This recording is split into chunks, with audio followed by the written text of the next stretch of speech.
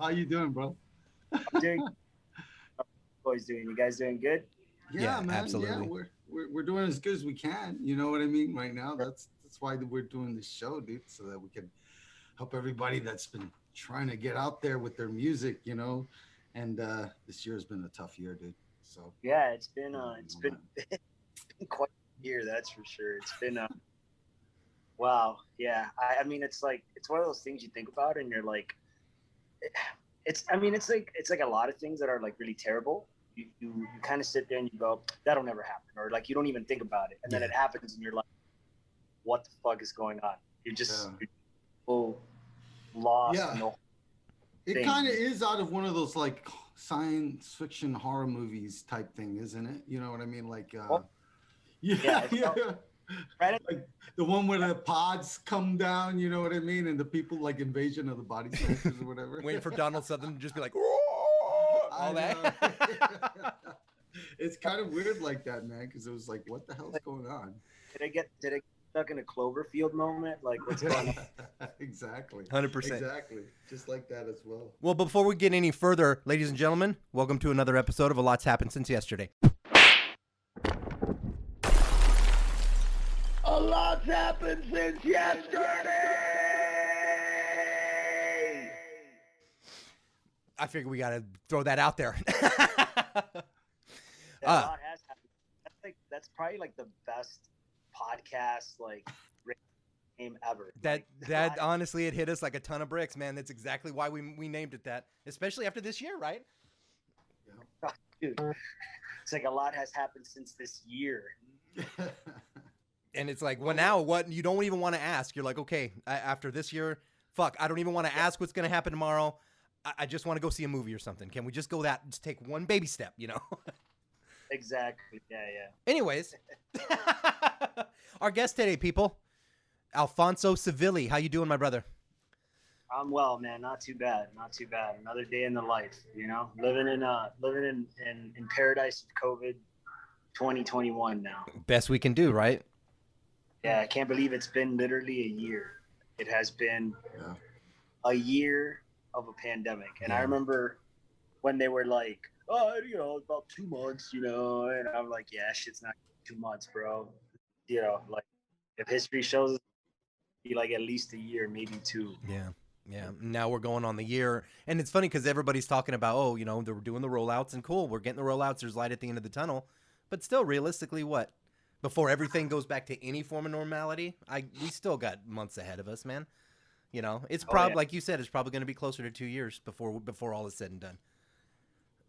And then, like, I really feel like for things to go back to be normal, it's gonna be like, oof, like to really get back to what we were like before. I mean, I think even 2 years is sort of pushing it. I feel like maybe almost three, just to like, because it's like the uphill battle that you got now is like, you got to get people vaccinated. You got to fight people like the misinformation about vaccination and fight all that kind of stuff. It's just like, I think now really it's not so much the virus as it is like the people who you have to be like, no, man, like, listen to me.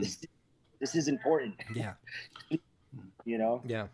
Well, now that you mentioned that, and I'm curious, what do you feel about the all the conspiracy theories that have come up in regards to everything that's been going on this last year, especially the virus now and taking the vaccine and stuff? There's a lot of conspiracy theorists out there that's saying this whole COVID-19 thing is like the biggest hoax or scam that has ever been pulled. There's people, I know people personally that think. Oh yeah, yeah, totally. It's one of those things where it's like, sure, you can live in a world where everything's a conspiracy theory, so then everything can happen, anything all the time, all at once, ever, forever. Or you can live in reality and deal with the things that you can control, right? And the things that are proven to work. So I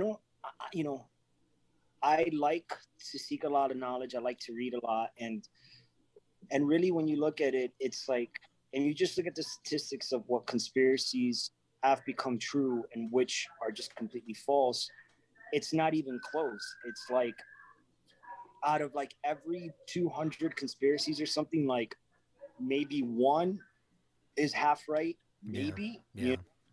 So it's like, you know, I don't really follow any of those conspiracy theories, and I know a ton of friends that are like, yeah, I'm not gonna get this, like this you know, this vaccine, you know, they're just trying to thin their herd, and I'm just like, God, like, how the hell did we deal with this in like 1930 when like people were dying of like mumps, you know, like what are we doing right now? Like how do you explain to people like that like that's not true?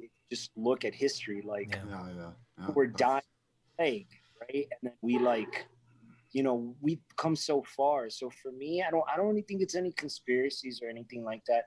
Could it be? Sure, whatever. We can live in that kind of like what ifs, you know. It's like that's like then trying to have a conversation about God. Is God real? Is he? I don't know. You know, it's one of those things where it's like, what are the facts? And the reality is that we've proven that vaccines work like 99.9% of the time. There's like the 0.1% that, you know, do get sick or whatever like that. And if you want to look at that, those statistics, it's like the reason normally why those people get sick is because they're already starting to get sick anyway. So their immune system was already compromised in some sort of way.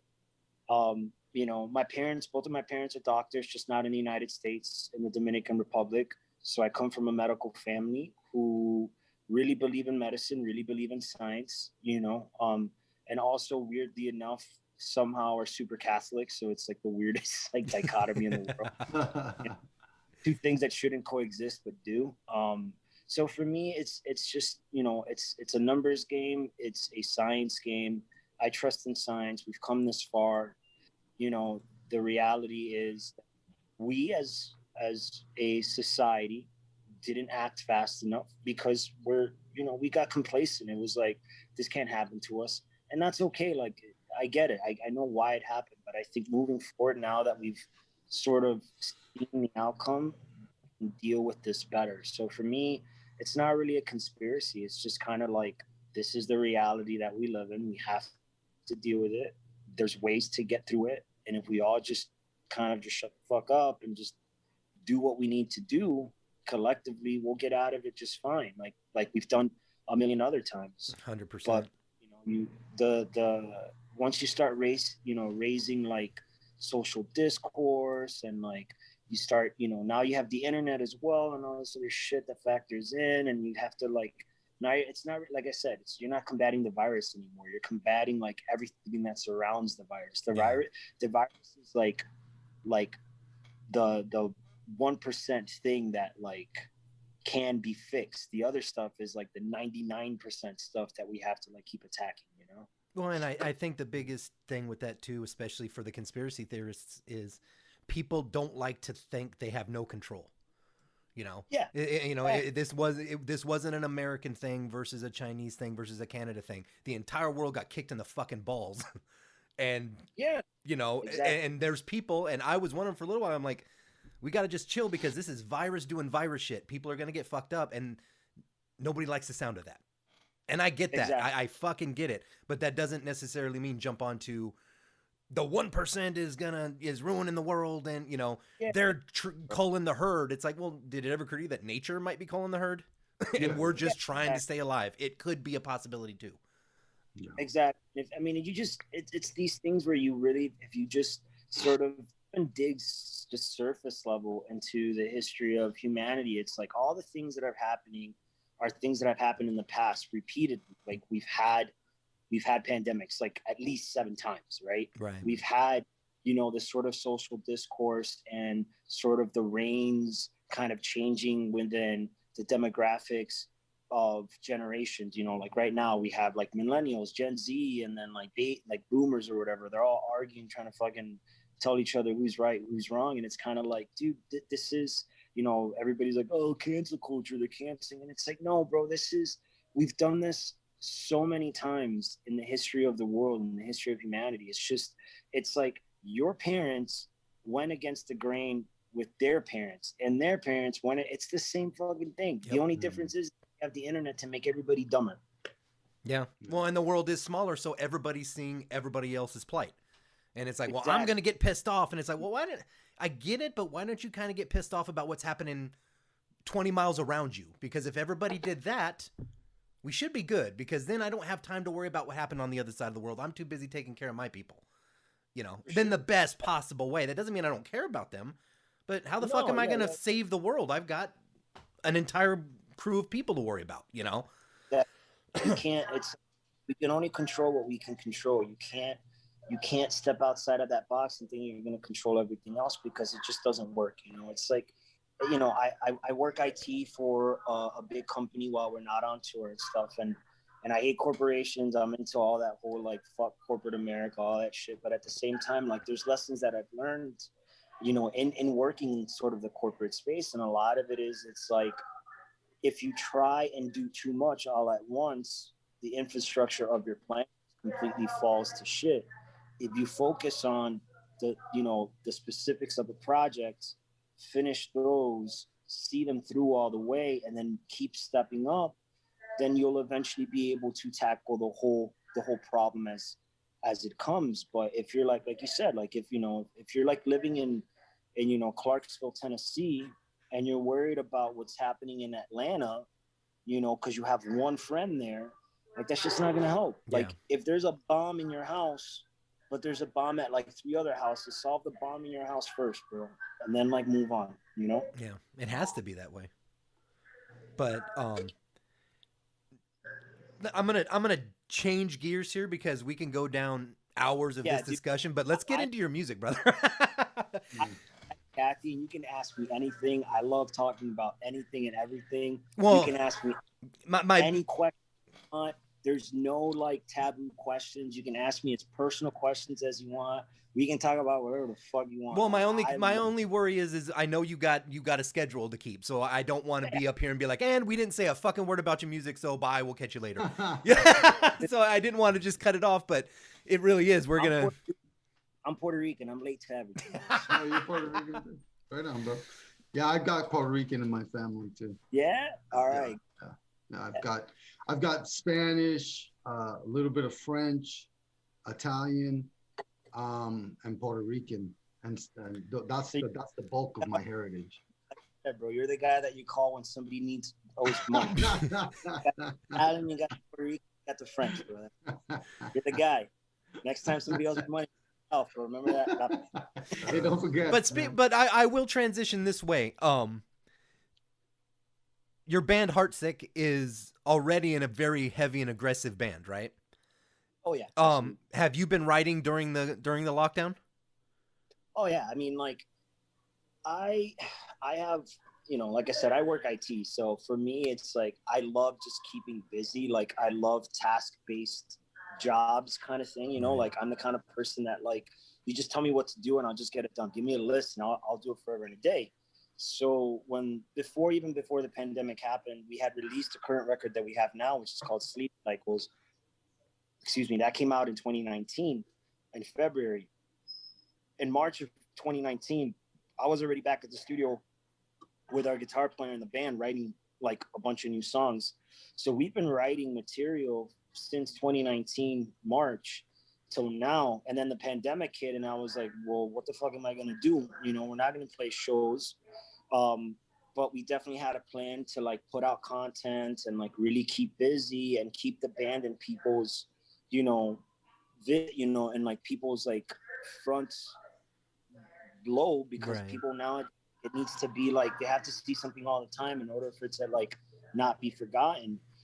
So I have a second job, and where it's like a gig job, and basically what I do is I just shop groceries for people, and I'm basically a delivery person, and I shop groceries for people. So I just use that income to sort of finance all the other things that the band needed to do, music videos, live feeds, and all this other shit, because that's really the only way. You have to keep putting out content. I mean, you know, you have your own podcast, you have your show. It's like, people want content all the time, and if you're not doing that, it just, you sort of kind of fall by the wayside, because there's like 8 million other numbnuts that are doing so it's like, you got it, right?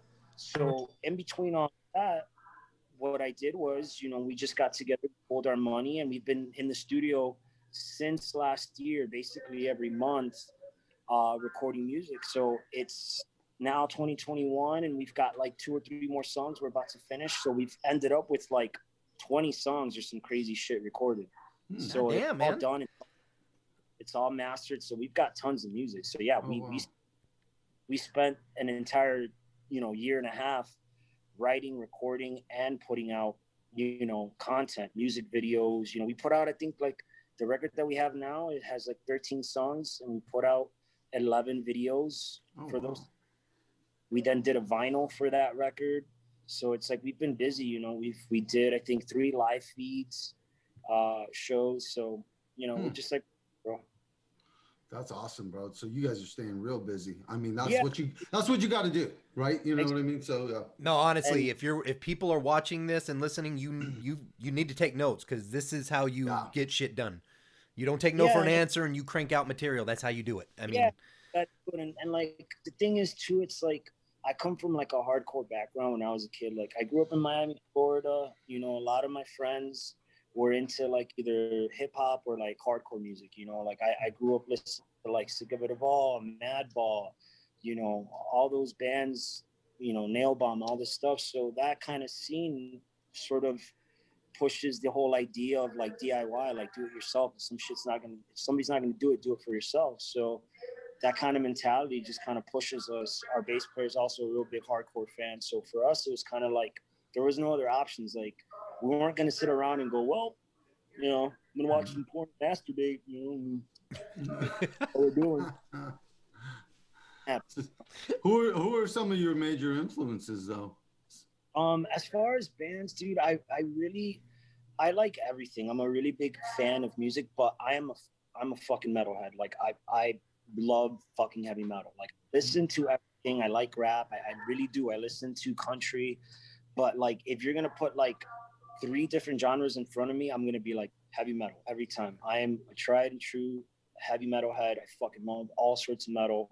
So I've been listening to a lot of metal lately, but my biggest influences in bands has always been the Deftones. I'm like a huge Deftones fan. That's like my favorite whole world. Obviously Pantera. Like if you're a metalhead and you don't like Pantera, I don't fucking know what's wrong with you. So that I'm a really big fan of Silverchair. I just really love, like, I was a kid and I really just kind of fell into like the whole like grunge alternative thing.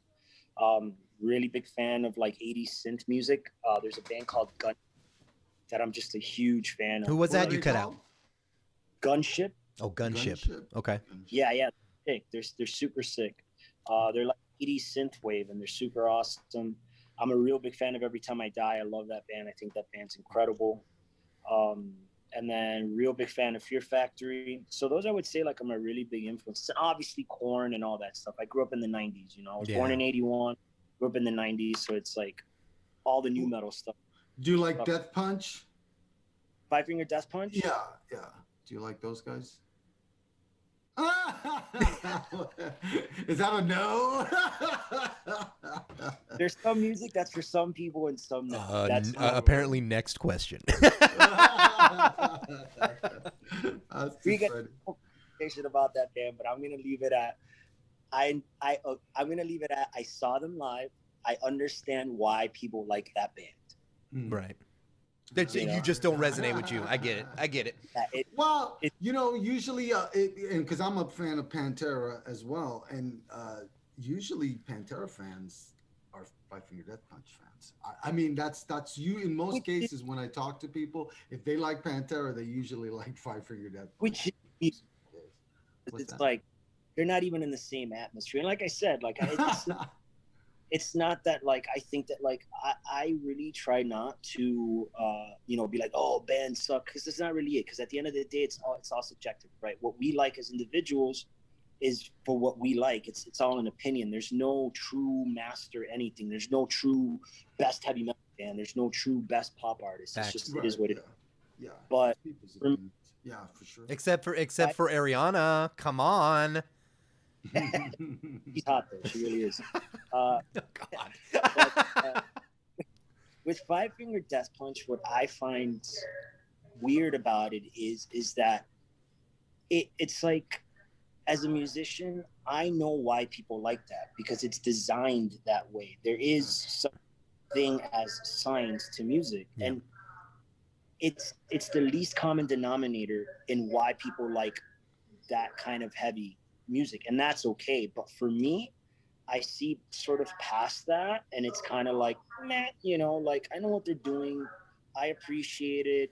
Hey man, guys have way more money than I will ever have, so I ain't gonna talk no shit. But if you're asking me, like, do I listen to them on a regular basis? No, not at all. Like, there's a couple songs that if it's on the radio, I'm like, yeah, this is cool, bro, whatever. But I'm definitely not gonna be like, let me go into my 5-Finger Death Punch playlist. Like, that's not gonna happen. Okay, well, that makes sense. But no, at the same time, the only thing with 5-Finger Death Punch that I can relate to is as a singer. You're a singer, so as a singer, I can relate to Ivan Mooney. No, yeah, he's great, bro. He's pretty. I mean, he's pretty next level on so many levels. The guy absolutely knows what he's doing. The guy is a pro. Like, and he gets, to me, even for the music that I like or I may not be like geared towards, at the end of the musician, you have to look at it and go, bro, that really is genius, because you know, he can speak to thousands upon thousands upon thousands of people that repeat his lyrics and his words. He's clearly doing something right. That band is clearly doing something right. Absolutely. Well, let me ask you this, because I'm a guitar player. I just kind of do little background vocals here and there, and my specialty is falsetto. When you're doing the vocals like you do, how do you not blow your fucking voice out? Like, dude, because I do fry vocals. So basically, I let the mic do a good portion of the work for me. There's guys that don't. You're working mic distortion as well. Exactly. Oh, yeah, okay. So what I end up doing with my vocals is if I were to scream out loud here in public, like maybe like the closest people 10 feet from me would probably hear me, but everybody else wouldn't. Right. So that's how you preserve your voice, because you should be using your diaphragm, not your vocal cords, right? Your vocal cords are just there to make the sound. Your diaphragm is there to push the air through. If I were to like yell at the top of my lungs every single night, I'm going to blow out my voice, you know, and that's not going to help anybody, because as a guitar player, your guitar breaks, you get new strings. You know, as a bass player, bass strings, you get new strings. Drummer, your head breaks, you get a new head. As a vocalist, you blow out your voice, 6 weeks that you can't do anything. Yeah. And that's it, you know? So that's what I do, a technique called fry vocals, and it works for me. Some people do different things, but that's how I preserve my voice. On top of the fact I took vocal lessons, I do warm-ups, I do all that stuff. So I'm very, very, very self-aware to take care of my voice. Nice. Yeah, because I've noticed that's the one thing. I'm not a big fan of. I love heavy music, but I'm not a huge fan of the really grungy vocals. But I'm a fan of Corey's growl. There's a few that have the tone. You know, there's screaming, and then they're screaming with tone and intent, and you have that. So I've always wondered, like, what is the technique behind that? You know, is it actually tone change, or is it just hoping for the best? No, yeah. There's a couple of techniques, but I use what's called fry vocals. Right on. Really what it is. Right on. Well, dude, I don't want to cut you off, but we got to wrap it up and get you out of here. You have another one right off behind us. You are welcome back anytime, dude. We need to do a deep dive. I love the way you talk and the way you think. We need to go down a path. We'll do it again. Schedule hour, 2 hours. I don't give a fuck, bro. I'll talk to you about. Well, we'll be keeping in touch for sure then, because we want you back on it for sure, dude. You're fucking awesome. Yeah, man. And I really appreciate you guys taking the time to just have a conversation with me. I'm really big into just, you know, showing gratitude and just saying thanks, because you have a medium that helps bands like us get in front of people that normally may not know about us. And for you to share your medium with us to sort of take that space is a really big deal to me. So I sincerely thank you very much. You guys seem like really fucking cool dudes. I would love to be on your show again. Whoever's watching this, support this show, not just my band, but support people like this. They're investing their time, their money, their effort into their talents, rather than sitting at some fucking office, sticking their heads up their boss's ass just to try and get a raise. They're out here trying to do something for themselves and really promote something about that's important to the world, but also try and make. So support this show. Thank you guys so much for having me. I really hope to be back, man. You're welcome, brother. You're welcome back anytime. Thank you for coming on. For sure. Dude. Hey, I got a couple guys I might need you to, you know what I'm saying? So I'll... Little taste of the Bronx. I got you, dude. We can make it work. Before we let you go, tell everybody where to find you. Heartsick. Yeah, you can find us. Easiest way, go to heartsick.us. That's our website. You can get to anything from there. Heartsick.us is our website. You can take to our YouTube, our Facebook, our Instagram, all that good stuff. But if you need to get to any of that stuff, just Heartsick Band, and you'll get to everything. Beautiful. All right, people, you heard him. Get out there, support the cause, support Heartsick, support any art that moves you, because that's what we're here for. That's what everybody's here for. We're gonna check them out, people. Good band. Absolutely. Dave. We're gonna have our Alfonso back because he's fucking awesome. Until next time, be good to each other. Always fucking forward. Peace. Peace.